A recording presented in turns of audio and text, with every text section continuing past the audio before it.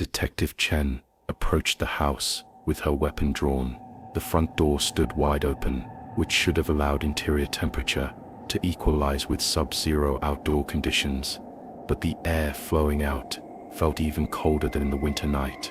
She found Aria Blackwood exactly where Mrs. Whitmore described, sitting upright in an antique wingback reading chair near the living room's large front window.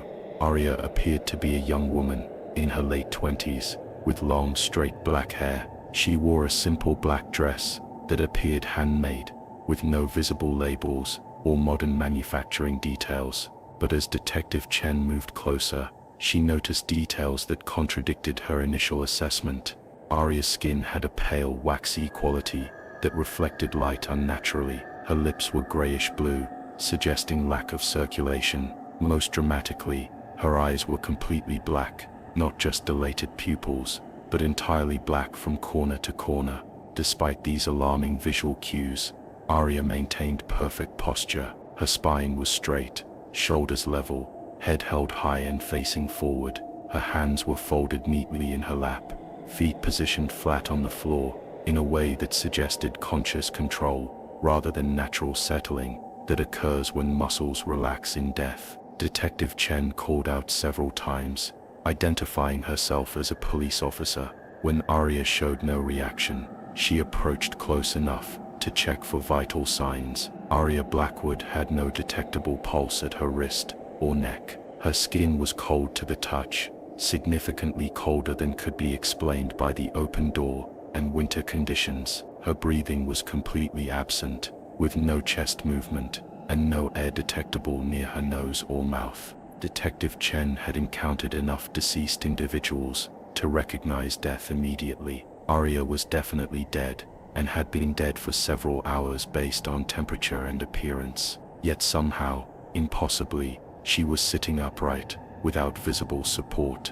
maintaining perfect posture in a way that defied everything. Detective Chen understood about how dead bodies behave. While waiting for backup and medical personnel, Detective Chen documented the scene. The living room showed no signs of struggle or violent disturbance. Furniture remained in original positions, decorative objects were undisturbed, and there was no evidence of physical confrontation. The objects followed the same pattern as previous break-ins, but were more elaborate. A perfect circle of dried white roses surrounded the base of Aria's chair, each flower positioned with mathematical precision. 17 small animal skulls, pristine bleached white, professionally preserved, had been positioned throughout the room.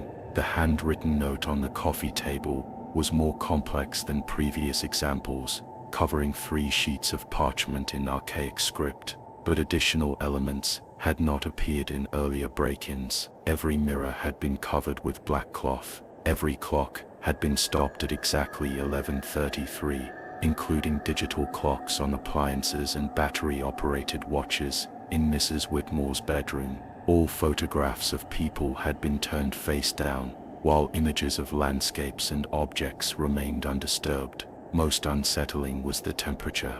Despite the open door and heating system running at maximum capacity, the house interior was significantly colder than outdoors. Detective Chen's breath was visible in every room, and frost was forming on window interiors. The cold seemed to emanate from Aria herself, as if her body was generating frigid temperatures. The area around her chair was noticeably colder than the rest of the room, and Detective Chen's flashlight beam seemed dimmer when directed toward Aria's position. When backup and paramedics arrived at 1:20 a.m., they confirmed Detective Chen's assessment, while adding disturbing observations. EMT Supervisor Patricia Rodriguez immediately recognized that Aria was deceased, but couldn't explain her body's condition. Her core temperature is 38 degrees Fahrenheit. Patricia reported, "That's consistent with someone dead for 6 to 8 hours in extremely cold conditions. But rigor mortis should have set in significantly by now. If she died sitting upright, rigor would have locked her muscles in this position. But if she died lying down and was moved here, we should see evidence in lividity patterns and blood pooling." Patricia examined Aria carefully. The lividity patterns are consistent with her being in this upright position since death occurred. Blood has pooled in her lower extremities, exactly as it would if she'd been sitting here for hours. But that means she somehow maintained perfect posture throughout the entire dying process and subsequent post-mortem changes. Patricia had never encountered a case where someone died while maintaining such precise positioning without external support. Even with sudden cardiac events, people typically slump as muscles relax. The human body doesn't maintain perfect posture after death, unless deliberately positioned and supported. The mystery deepened when Patricia examined Aria's black eyes. I've seen various post-mortem eye changes, including hemorrhaging that can darken the sclera and iris. But this is unlike anything in my experience. The entire eye appears filled with black substance that has liquid consistency but doesn't move when the head is repositioned.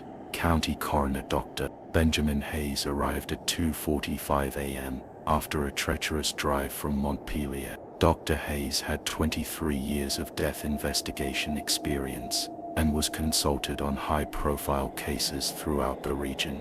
Dr. Hayes spent 90 minutes examining Aria and the scene, taking photographs, measurements, and environmental readings. His assessment confirmed previous observations, but identified additional anomalies. The ambient temperature in this room is 19 degrees Fahrenheit, Dr. Hayes reported, actually colder than outdoors, despite continuous heating. This suggests some process is actively removing heat, rather than cold simply resulting from the open door. Using specialized equipment, Dr. Hayes measured temperature at various distances from Aria's body.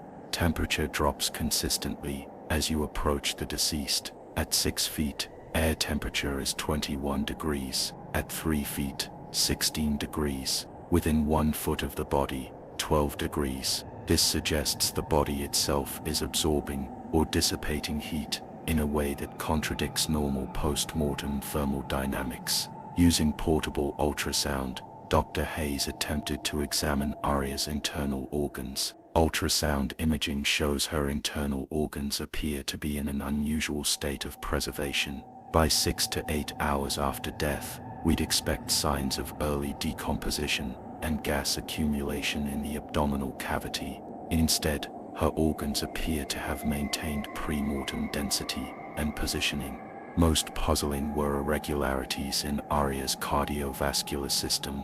The ultrasound suggests blood has not pooled and coagulated in typical post-mortem patterns. Instead, blood appears to maintain near liquid consistency and has distributed throughout her body, more consistent with active circulation than post-mortem settling.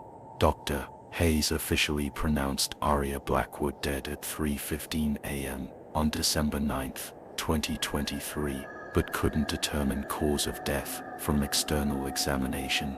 This case requires comprehensive forensic autopsy and laboratory analysis. The circumstances and body condition are beyond anything I've encountered in over 2 decades. The case was classified as undetermined death under suspicious circumstances, and Aria's body was transported to Riverside General Medical Center for full forensic examination. The preliminary case file arrived on my desk Friday morning, December 9th. As I reviewed initial reports and crime scene documentation, I found myself both fascinated and skeptical. In 16 years of practice, I had encountered numerous cases where unusual environmental conditions, chemical exposures, or medical conditions created atypical post-mortem changes that initially appeared to defy explanation. My hypothesis was that Aria had died from exotic poisoning or drug overdose that caused both death and unusual post-mortem preservation. The black eyes suggested possible exposure to certain plant-based toxins or synthetic chemicals. The maintained posture could be explained by toxin-induced muscle rigidity or rapid rigor mortis under extreme cold. I scheduled the autopsy for Saturday morning, allowing time for our toxicology laboratory to prepare for complex chemical analysis. My assistant Rebecca Martinez prepared the autopsy suite, while I reviewed medical literature on unusual post-mortem presentations. Saturday morning, December 10th, I arrived at 7:30 a.m. for what I expected would be complex, but ultimately explainable forensic examination. Rebecca had retrieved Aria's body from cold storage when she noticed something that challenged my confidence in rational explanation. "Dr. Vasquez," Rebecca called, her voice carrying unusual concern. "You need to see this before we begin." She led me to the examination table, where Aria lay under a white sheet. "We moved her from refrigerated storage about an hour ago. Transport and positioning went normally, but then something started happening that I've never seen before." Rebecca pulled back the sheet to reveal Aria's face and upper torso. The black eyes were unchanged, but there was something new that made me question everything I thought I knew about death. Aria Blackwood's lips were moving, not random muscle twitches or involuntary contractions that sometimes occur in recently deceased bodies. Her lips moved in deliberate rhythmic patterns, opening and closing in sequences that suggested she was attempting to form words or communicate information we couldn't hear. "How long has this been going on?" I asked. "About 20 minutes. At first I thought it might be post-mortem muscle spasms, but the pattern is too consistent. It really looks like she's trying to say something." I examined Aria's face closely. Her skin maintained the cold, waxy appearance characteristic of death, with grayish-blue discoloration, indicating complete cessation of circulation. But her lips continued their silent, rhythmic movement, and I became convinced that her black eyes shifted slightly to focus on my face. "I'm a forensic pathologist at Riverside General Medical Center in Burlington, Vermont, or at least I was, until I submitted my resignation 3 months ago. You can call me Dr. Elena Vasquez if you want, though most people in the pathology department just called me the corpse whisperer during my 16 years there. I've performed over 2,800 autopsies in my career. I've dissected bodies ravaged by every conceivable form of death: brutal homicides, elaborate suicides, freak accidents, overdoses that transformed organs into toxic landscapes, and diseases that consumed flesh from the inside out, like invisible fire. I've examined gunshot wounds that painted walls with brain matter, stab wounds that told stories of desperate final moments, and cancers that ate through tissue like acid through paper. But what I'm about to tell you about is the one case that made me question everything I thought I knew about death, decomposition, and the absolute finality of human mortality. It's the case that forced me to abandon not just my career, but my entire understanding of what it means for someone to truly die. This is the story of Aria Blackwood, and how her impossible death taught me that everything we think we know about the boundary between life and death might be fundamentally wrong. Riverside General Medical Center serves the entire Champlain Valley region, extending our forensic services into upstate New York and western New Hampshire. Our pathology department is housed in a state-of-the-art facility constructed specifically to handle the most complex forensic cases in New England. During my 16 years at Riverside General, I built a reputation that extended far beyond Vermont's borders. District attorneys from 3 states regularly requested my testimony in murder trials because of my meticulous attention to detail. I consulted on serial killer investigations that made national headlines, including the Green Mountain Strangler case that terrorized Vermont for 3 years. I trained dozens of medical residents and forensic technicians. I published research papers in the American Journal of Forensic Medicine and Pathology on advanced decomposition analysis and innovative toxicology screening techniques. My colleagues respected me because I never let emotion cloud my scientific judgment. Families trusted me because I treated their loved ones with dignity, even in death. I was known for my ability to read stories that corpses told, not just obvious narratives of violence or disease, but subtle details that revealed the final moments of a person's life. The angle of a bruise that indicated whether someone fell forward or was struck from behind. The pattern of blood distribution that showed exactly how long someone had been lying in a particular position after death. The microscopic cellular changes that could pinpoint time of death within narrow windows. In forensic pathology, precision is everything. A single misinterpreted bruise can send an innocent person to prison for life, or allow a murderer to escape justice. Every measurement, every photograph, every tissue sample must be absolutely accurate, because lives depend on the conclusions we draw from dead bodies. I had built my career on the certainty that death follows immutable biological rules. Bodies decompose according to predictable patterns. Rigor mortis sets in and dissipates on reliable timelines. Blood pools according to gravity in consistent ways. These principles had been my foundation for 16 years of practice,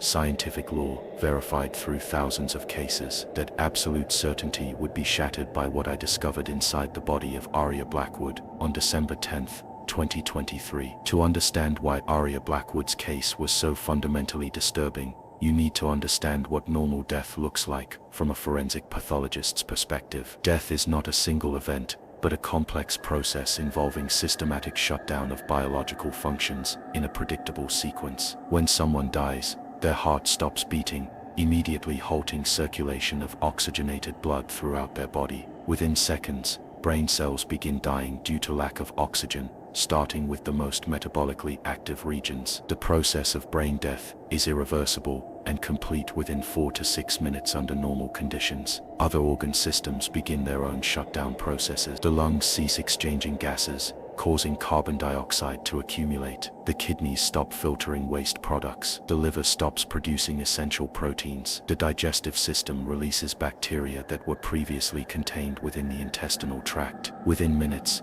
the body exhibits visible signs of systemic shutdown. The skin loses natural color and takes on a pale, waxy appearance as blood stops flowing through surface capillaries. Muscles relax completely, causing the jaw to drop open and the body to assume whatever position gravity dictates. Body temperature begins dropping immediately after death, cooling at an average rate of 1.5 degrees Fahrenheit per hour, though this can be affected by environmental conditions, body size and clothing. A body found indoors will cool more slowly than one exposed to winter weather. Within 2 to 6 hours after death, depending on temperature, rigor mortis begins setting in. This muscular stiffening occurs because cellular energy systems that normally allow muscles to relax are no longer functioning. Muscles contract and remain rigid, starting with smaller muscles of the face and neck and progressing to arms, torso and legs. Rigor mortis reaches its peak around 12 to 18 hours after death, at which point, the entire body is stiff and resistant to movement. This stiffening gradually dissipates over the following 24 to 48 hours as cellular breakdown progresses. Simultaneously,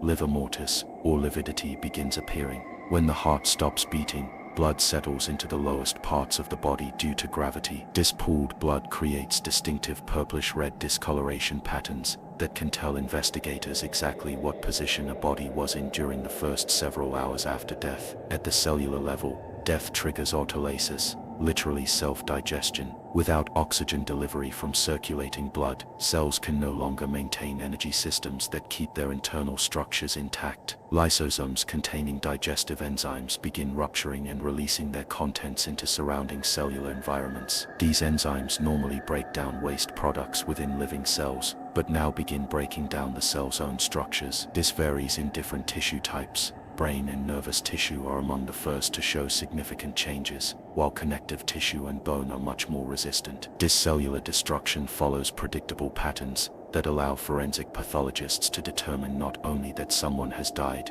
but how long they have been dead, and under what conditions. Different organs show changes at different rates. The brain typically shows significant changes within hours, while heart muscle may maintain microscopic structure for days under appropriate conditions. Temperature plays a crucial role in determining the rate of all post-mortem changes. Cold conditions slow both rigor mortis and autolytic processes significantly. Hot conditions accelerate decomposition dramatically. Understanding these processes allows forensic pathologists to reconstruct death circumstances with remarkable precision. By examining rigor mortis extent, lividity patterns, body core temperature, and microscopic tissue appearance, we can often determine time of death within narrow windows. This scientific foundation had governed every autopsy I performed in my career. The human body follows these rules without exception. Death is absolute, irreversible, and characterized by predictable biological processes that begin immediately upon cessation of cardiac function. Aria Blackwood's body would violate every single one of these fundamental principles. The case that would end my career began during one of Vermont's most severe winter storms. December 8, 2023. Marked the third consecutive day of heavy snowfall that had paralyzed New England. The National Weather Service had issued blizzard warnings for all of Vermont, predicting total accumulations of 30 to 45 inches with sustained winds of 40 to 60 miles per hour. Burlington had received 38 inches of snow by Thursday evening, with drifts reaching 6 to 8 feet. The temperature had dropped to minus 12 degrees Fahrenheit, with wind chill factors making it feel like minus 35 degrees. Power outages affected nearly 40% of homes and businesses. Detective Sarah Chen of the Burlington Police Department had been investigating a series of unusual break-ins in the affluent Hill Section neighborhood. The break-ins were unlike typical burglary cases. Nothing of value was stolen, but strange objects were left behind. Dried flowers arranged in geometric patterns, small animal bones positioned on windowsills and mantelpieces, handwritten notes in unidentifiable languages. The case took a dramatic turn at 11:47 p.m. on December 8 when Margaret Whitmore called 911 from her car outside her Victorian mansion on Maple Street. Mrs. Whitmore, a 67-year-old retired librarian, had just returned from visiting her sister in Montreal. "There's someone in my house, Mrs. Dis," Whitmore told the dispatcher, her voice shaking. "I can see her through the living room window. She's sitting in my reading chair, but something's very wrong. She's not moving at all, and when I called to her, she didn't respond. I think she might be dead, but she's sitting up perfectly straight." Detective Chen responded immediately, fighting through dangerous blizzard conditions. The drive normally took 12 minutes in the storm. It took 43 minutes. She found Mrs. Whitmore waiting in her running car, refusing to leave the vehicle. "I've lived in this house for 34 years, Mrs. Whitmore explained. "I've never been afraid to be alone here, even after my husband died 8 years ago. But there's something about that woman that's absolutely terrifying. She's sitting perfectly still, but her eyes are completely black, and they seem to be watching everything." Using portable monitoring equipment, I checked for cardiac activity, respiratory function, or brain activity. All readings confirmed clinical death. No heart activity, no lung function, no detectable brain activity, yet something in her body was still attempting to communicate. I made the first incision at 9:15 a.m. on December 10, 2023, cutting through skin that felt fundamentally different from any tissue I had encountered in nearly 3,000 autopsies. The texture was wrong, the resistance was wrong, and the sound was wrong in ways I couldn't explain.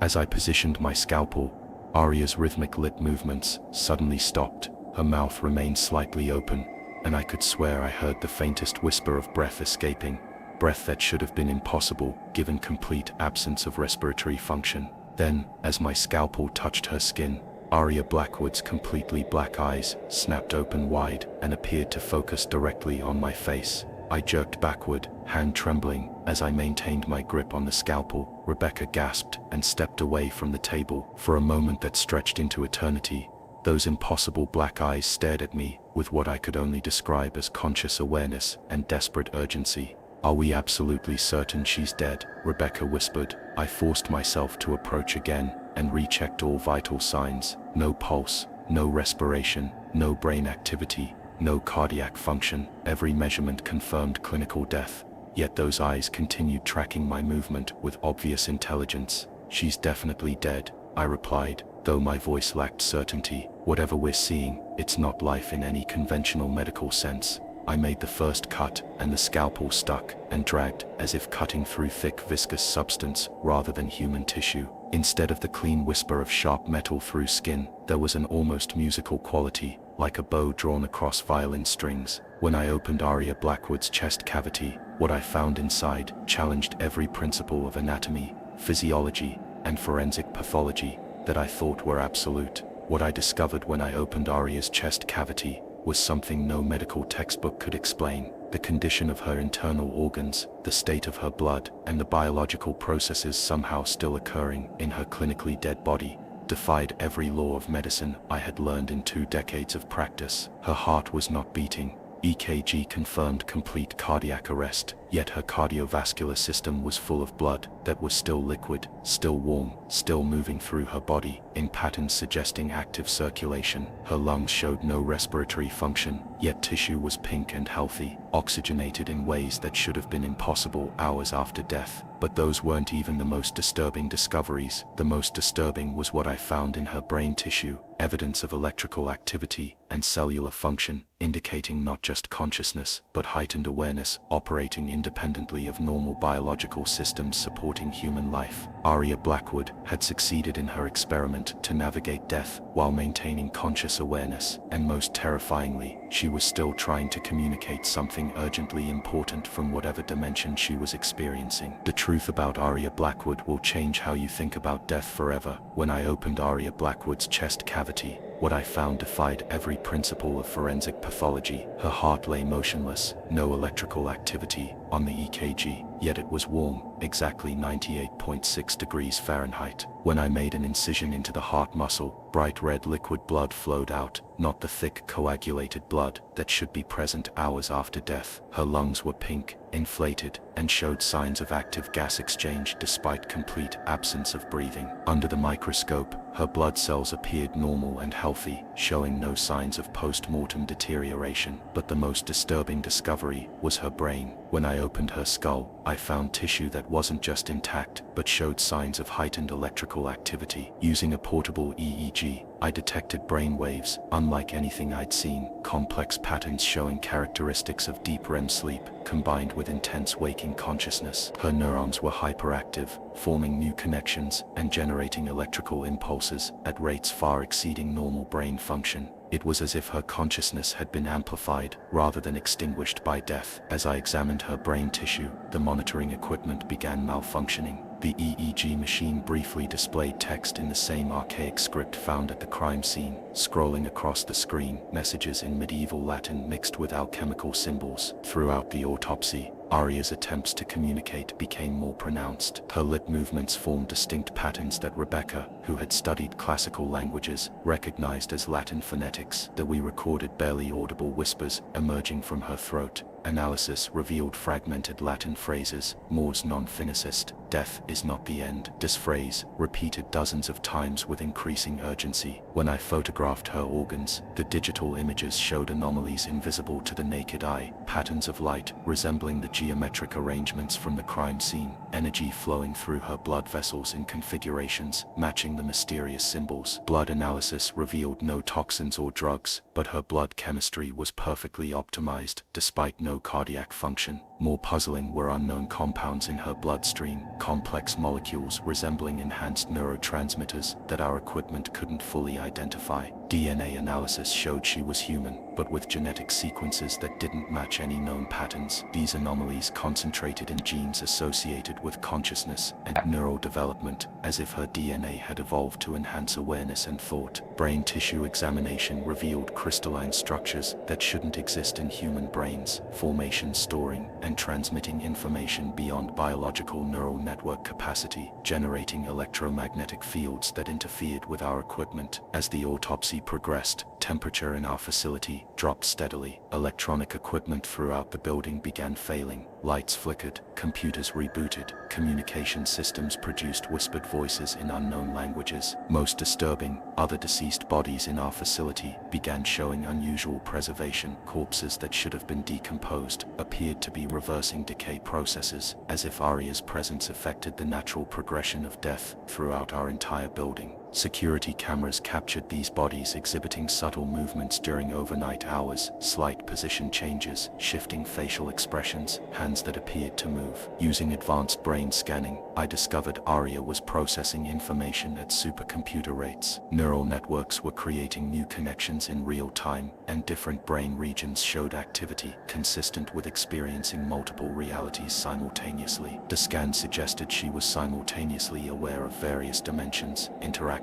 with entities not present in our physical space, processing sensory information from undetectable sources. The final recording, captured before I ended the examination, contained multiple voices, giving Arya instructions in archaic languages, followed by a clear English message. Tell them death is just another doorway. Tell them consciousness cannot be destroyed. Tell them we are still here. Research into Arya's background revealed she'd been part of an underground network experimenting with controlled death experiences. Her hidden journals contained years of research into achieving conscious transition, dying physically while maintaining awareness. Her final entry read, "Tonight, I cross over permanently. If the experiment succeeds, I will maintain awareness on both sides of the threshold. Look for the others. We are not alone in this space between worlds." 6 weeks later, consulting on another case, I encountered a 31-year-old woman found dead under similar circumstances. During examination, her eyes opened and focused on my face, exactly like Arya's had done. I realized whatever Arya achieved might be spreading. I couldn't continue practicing forensic pathology, knowing some bodies I examined might still contain conscious, aware individuals trapped between life and death. I submitted my resignation immediately. I moved to rural New Hampshire, opening a general practice focused on routine care. But I never stopped thinking about Arya and the implications of what I'd discovered. Over 3 years, I've been contacted by families whose loved ones died under similar circumstances, and by researchers studying consciousness survival. There's a growing underground movement of people experimenting with Arya's techniques. Her burial site reportedly maintains the same temperature anomalies, and electronic devices malfunction nearby. Some claim to have communicated with her consciousness, sharing unpublicized details from her case. Arya Blackwood's case fundamentally changed how I understand human consciousness and death. She proved that the boundary between life and death isn't absolute, that consciousness can exist independently of biological systems. Her case challenges medical assumptions and raises ethical questions about end-of-life care and autopsy procedures. If consciousness can survive clinical death, how do we identify and communicate with such individuals? Most importantly, Arya succeeded in her experiment. She proved death isn't necessarily the end of awareness, that consciousness might be eternal, persisting beyond physical death into realms we can barely imagine. She demonstrated that human consciousness contains possibilities we're only beginning to understand, and that awareness might be the most fundamental aspect of human existence, something that cannot be destroyed by biological failure. Arya Blackwood achieved what she set out to accomplish, proving that death is not the absolute ending we've always believed it to be. Her legacy lives on in the profound questions her case continues to raise about the nature of life, death, and what it truly means to be human. Her story will forever remind us that consciousness remains one of the greatest mysteries in existence, extending far beyond the boundaries of conventional scientific knowledge.